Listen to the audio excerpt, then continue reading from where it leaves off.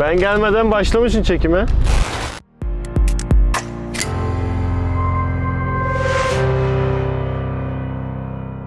Arabayı bir önceki videoda anlatmıştık. Ne yapacağımızı, ne edeceğimizi, her şeyi konuşmuştuk ama size bu videoyu biraz kapalı bir ortamda, yani karanlık bir ortamda çektim. Çünkü o gün hava kararmıştı.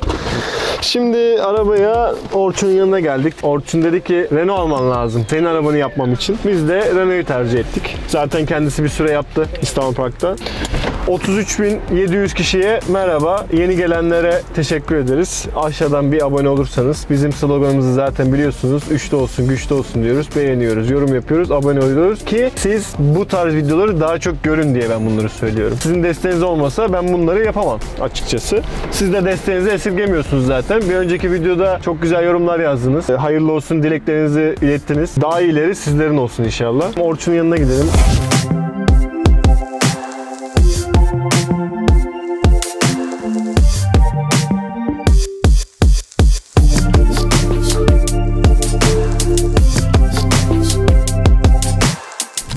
Şimdi Orçun Bey gösterecek neler değişmesi gerektiğini.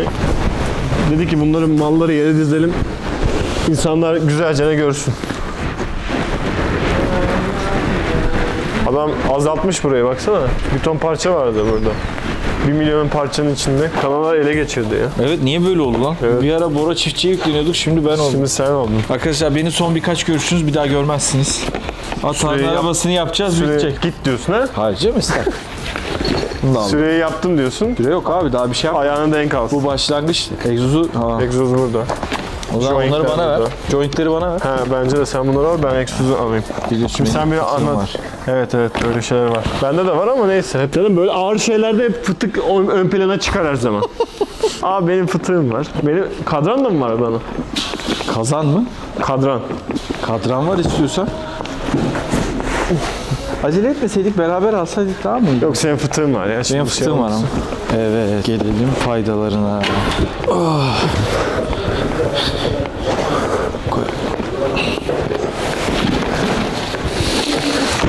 Şimdi neyin nereye takılacağını, neyin ne işe yarayacağını gösterecek bize. İndir babacığım. Evet. Zaten ben girişte şey dedim. Bana sadece bir Renault ile gel dedin ya. Evet. Sadece Renault ile geldik. Yani bildiğim yerden geldi ya bu sefer. Sıkıntımız yok.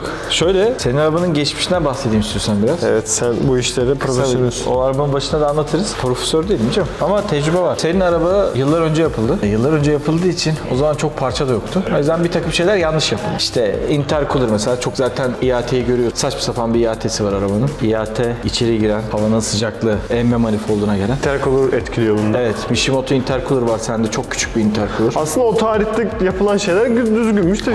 Hayır, tarih için çok doğru parçalar. Zaten evet. O tarihte bu parçaların çoğu yok. Ama şimdi o zaman işte farazi konuşuyorum. 30 beygirlik bir yazılım vardı. Kotarıyordu araba. Şimdi 300-310 beygir almaya çalışıyoruz. Kotarmıyor. Yani daha iyi parça istiyor. İşte o yüzden bunlar yıllar sonra üretiliyor. Böyle o yüzden de pergaraja gelmeniz gerekiyor.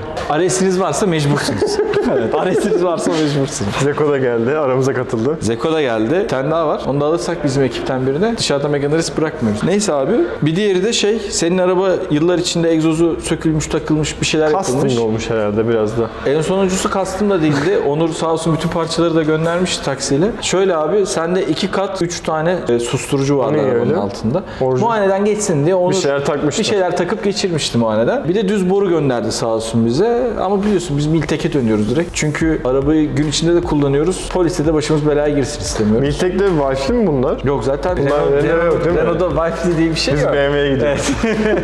Belki Megane 4 RS Wi-Fi olabilir de o da Türkiye'de. Bunu açar gösteririz. Bu komple set. Downpipe'dan sonrası. Sen bir şeyini arakladım demiştin değil mi? Arakladım. Senin düz borunu kendime alıp orta susturucumu boşa çıkarttım. Buyurun Merdan Bey. Merdan Bey, siz olmasanız olmaz. Olmasaydı olmaz. Olmasaydı olmazdık, öyle oldu. Düz borunu ben aldım piste giderken. Orta susturucumu sana bırakmıştım. Şimdi 2 düz borumuz, bir orta susturucumuz var. Orta susturucuyu ortak kullanacağız. Evet. Düz boruları takıyoruz. Bir de şöyle bir şey dedim ben videonun girişinde. Benim jantlarımı da süre yaptım dedim. Kardeşim evet, onu da araklamış olduk, böyle bir şey. Hadi aç. Hadi aç.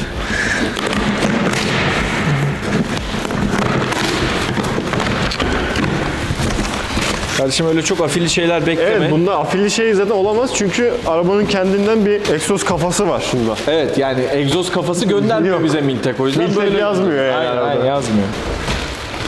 Bu mu? Çok da bir şey yok yani. Evet. Miltek egzozumuz hayırlandı. Şöyle bir faydası var. Şöyle. Söyleyeyim. Peki sen bunların testlerini biliyorsun. Ne faydası var? Ondan da açıklayalım. Yani Ya bu- ne fark ediyor? Genelde biz eskiden şöyle yapıyorduk. Orta susturucuyu iptal edip downpipe'ı yapıp son susturucu Orijinal arabanın yapıyorduk. orijinalini bırakıyorduk. Ama arabanın orijinal son susturucusu normalde önünde 2 susturucu daha olsun diye yapıldığından yeterli susturmayı sağlamıyor. Patır kütür gezmeye başlıyorsun. Ya benim yaşım el vermiyor. Senin de el vermeyecek. Çünkü işte Biz pist için koşturacağız Evet, ama evet. aslında çok da önemli değil. o yüzden bir tane orta susturuculu tüp alıyoruz biz genelde. O tüpü gün içinde işte pist sezonu bitti ya. Ben şimdi o tüpü takarım. 6-7 ay tüplü gezerim. Ki Sezonu bitti de Beşer yetiştireceksin inşallah beni. seni İnsanlar yetiştireceğim. bekliyor. Ben kendim gitmiyorum. Ha, tamam. Ben üstüme düşeni yaptım Körfez'de. Bundan sonra beni geçene kadar biri gitmiyorum. O yüzden Miltek olunca civata ya her şey. Söküyorum, yenisini takıyorum, kapatıyorum. Al sana yepyeni bir egzoz olmuş. Evet, çok güzel. Bizde downpipe var mı? Şu an Senin takacak. arabanın üstünde zaten downpipe var. Miltek değil ama değil mi? Başka bir custom downpipe var ama kafası bizim Miltek'le aynıymış baktık. O yüzden almanıza gerek kalmadı. yok catback. Çünkü bir de Megane R'in downpipe'ını yapmak istemezsin. Niye? Taşıyıcı sökeceksin. Allah falan. Allah. Bu araba cins oğlum, cins yani. Hani Evet, bunlar önemli parçalar bunlar aslında. Arabanın altındaki. mesela bunu normal bir arabacı bilmez. Yani şöyle bilir de değiştirmek gereği duymaz. Şöyle, bu arabada zaten bunlar daha çok var değil mi? Arabacı bilmemesi normal aslında. Ama bizim Renault'cu bilir bunu. Buna biz hareketli burç grubu diyoruz. Bir sürü hareketli burcumuz var. Bu var. Şöyle Bir bir şey. tane daha var. Neden hareketli burç var bu arabada? Ben size O açıklıyorum hareketsiz hemen. aslında. Hareketliyi anlatacağım şimdi. Sen açıkta bu arada, ben malı çıkartıyorum. Sen daha yanlış bildiğim yerlerde beni uyar. Abi, anlat sen. Ben Arabanın yanlış- amortisörü sabit olduğu için amortisörü şöyle bir amortisör düşünün. Normalde arabalarda amortisör döner. Sağa sola lastiği çevirdiğiniz zaman. Amortisörün açısı da değişir o yüzden. Evet. Megane S'lerde amortisör sabit. Amortisör sabit olduğu için de taşıyıcıya böyle bushingler koymuşlar. Normal bir Onlar da arabadan oynuyor. çok daha fazla hareketli burç var Megane S'te. Çünkü dediğim gibi mevzu dediğin doğru, hiç düzeltecek bir şey yok. Taşıyıcının içinde amortisör dönmüyor. O yüzden de açısı hep aynı. O yüzden işte viraja girdiği zaman, çıktığı zaman sana verdiği his ve tutunma, traction diğer birçok arabadan daha iyi. Daha sonra bunu çalan FK8 Type R'ın Honda çaldı. kendisi. Honda çaldı bu alt takımı. Alt takım normalde bu arabanın da. Powerflex'ler geldi.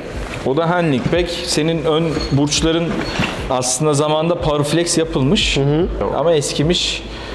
Aslında şöyle, eskimişten kastımız şu: Powerflex aslında eskimiyor. Malzeme ömür boyu garantili ama çukura düşersen, o olursa bu olursa öyle bir garanti vermiyor. Abi bizim Türkiye yollarında yani hiçbir şeyin garantisi geçer. Bir de değiştirmek gerekiyor ya aslında. Benim araba komple sıfır şu an. Bayağıdan beri araba aynı setupta durduğu için. Bir de şöyle bir derdimiz var abi. Onur arabayı çok fazla yatırmış. 6-7 yıl uyumuş makine. Söyledi bana ya. Aynen. O yüzden öyle bir derdimiz var. Hiç bakmadım dedi arabaya. Ya biz arabayı buraya ilk getirdiğimizde içinde örümcek ağlarını ben temizledim. Arabanın içinde örümcek ağı vardı yani. Neyse, iyi olmuş ya. Evet. Uyuyan arabayıdır. Biz canlandırıyoruz yani arabayı. Senin için en önemli sondan bir önceki parça. Senin arabanın üstteki intercooler'ı biliyorsun. Evet. Ne kadar böyle büyük olduğunu. Bir de küçük, işte yani bayağı küçük. Çünkü zaten ön taraftan gözüküyor. Bu komple ön tarafı kaplayacak artık. evet. Izgarayı, yani ön tampondaki ızgarayı komple kaplayacak. Bunun şeyleri falan geldi mi? 13-14 Ara galiba. boruları falan filan. Bu borusuz geliyor kanka. Çünkü bizim Megane'larda o boruya ihtiyacımız yok. Arabayı sökünce anlayacaksın. Gelelim fasulyenin faydalarına. Sen bu çok önemli dedin. Yani önemli derken En önemlisi bu. arabada aslında hava Bahis emişini olduğumuz sağlayan. bir marka da değil. Ona rağmen getirdim sırf senin için, biliyorsun. Yani öpüyorum. Şimdi şöyle abi. Bizim normalde arabanın senin üstündeki filtreyi de çekeriz birazdan lifte alınca. Akünün arkasında firewall'la arada böyle salak bir filtre var. Aslında çok iş görmeyen bir filtre var. O yüzden de hep sıcak hava çekiyoruz. Bizim bir derdimiz de arabada, ileride senin de derdin olacak. Muhtemelen ikimiz de upgrade yapacağız. Kaputumuzun altı çok sıcak. Evet, onu zaten videonun girişinde söyledim. söyledim. Karbon falan yapacağız. Aynen, kaputun altı çok sıcak. Filtre de öyle salak bir yerde ki ne kadar sıcak hava varsa hepsini çekiyor içeri. Şimdi diyecekler ki, ben biliyorum videonun altına alıştım artık o kadar videoda çıkınca. Diyecekler ki ya abi intercooler var zaten, bizim şeyle ne işimiz var sıcak havayla. Kardeş, o iş öyle değil. Hava sıcaksa daha küçük hacimde içeri giriyor. Hava soğuksa daha büyük bir hava kütlesini içeri sokuyorsun.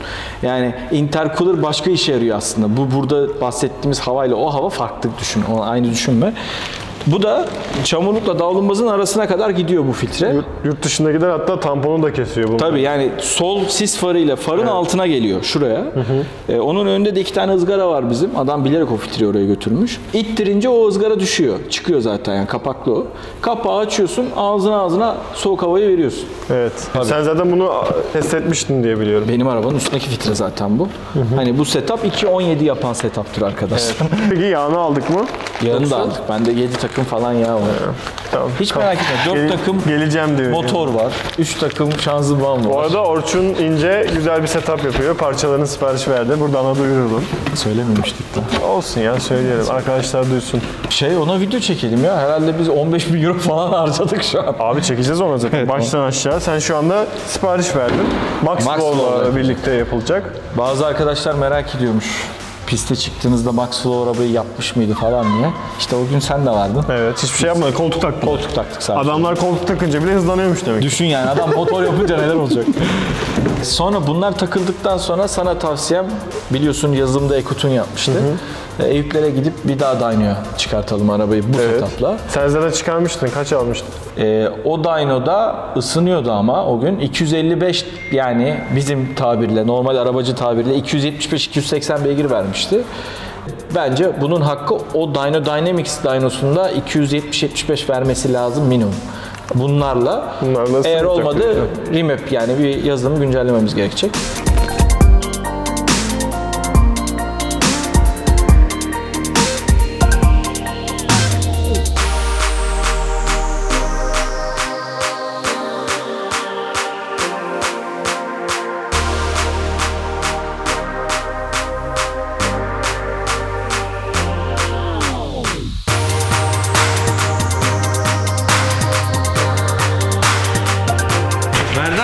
Ben yokum artık.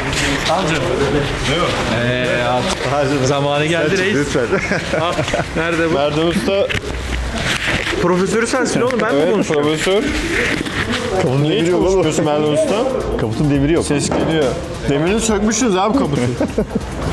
Nasıl araba teslim ediyorsun? Müşteri açmasın diye. O şeyden olmuyordu. Hafiflikten dolayı. Kaç beygir gelir? Bunlar yüzünden. Bunlar sökülecek zaten. Güzel. Bence de. Ben bahsedeyim mi? Neden? Sonra Merdan Usta'ya batalım topu. Buyurun. Trigger değişiyor. Hayırlı olsun. Bujiye bakıyoruz. Ne durumda ya? Ona göre. O zaman motor inecek. Şanzıman değilsin bari. Motor inecek abi. Tamam. Komple motor şanzıman O inecek. zaman trigger değişmiyor, balatayı da değişmiyor. Bak abi işte silecek çalışmıyordu bak. Silecek çalışmıyor diye geldi. Motor yerde şu an. İşte böyle pert garaj. Kanka onun dışında Seretek atacağız.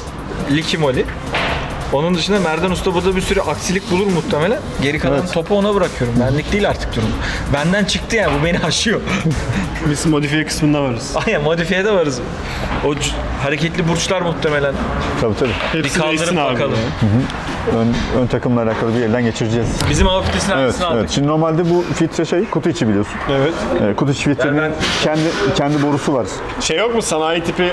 Sopa koyalım. Normalde kutu içi filtre tabii biraz daha verimsiz oluyor açık filtreye göre. Çok sıkışık ve dar burası. Buradan hava da alamıyoruz. Ne yapacağız? Aynen boruyu aşağı çekeceğiz. Şimdi bunu gelen kit boru buradan aşağı iniyor. Geliyor tamponun altından şurada ızgaranın önüne kadar geliyor. Filtre burada duracak altta. Bayağı yere geliyor. Evet, bayağı alçakta. İşte bir tehlikemiz var. Suya girersen çekersin. Tabii orada öyle bir suda kullanacak halimiz yok. Evet, zaten kullanmışsın, sıkıntı yok. Filtre biraz aşağıda kalıyor yani. Izgaranın orada kalıyor. Öyle bir problem. Jantlarımı da ver artık. Jantlarını veririm ya. Jantların arabandan hızlı. Düşünsene 2.17 yapan jant. Benim sayemde yaptın zaten. Bu arada bu jantlar daha hafifti. Keşke bununla gitseydim.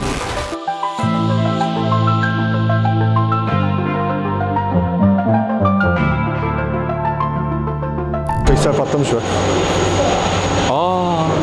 Lan bizim araba da yiyor bunları. Taşıyıcı o zaman sökülecek değil mi? Eldiven önemli. Abi eldivenin Şimdi şeyi... bugün ne yiyeceğiz mi anlatacağız. Bunun bir mesajı var. Eldiveni takıyor. Şöyle kamerayı şöyle aşağı doğru sokabilirsen. Evet. Bak şurada bir burç var, görüyor musun? Evet abi. Hatta ışıkta yakın. Daha net görelim. Şurada bir burç var. Evet abi. Görüyor musun? Bak elim ucuyla gösteriyorum. Şimdi oynatacağım. Orayı bir Tamam. Biz zoomlayalım göreceksin. oraya. Evet.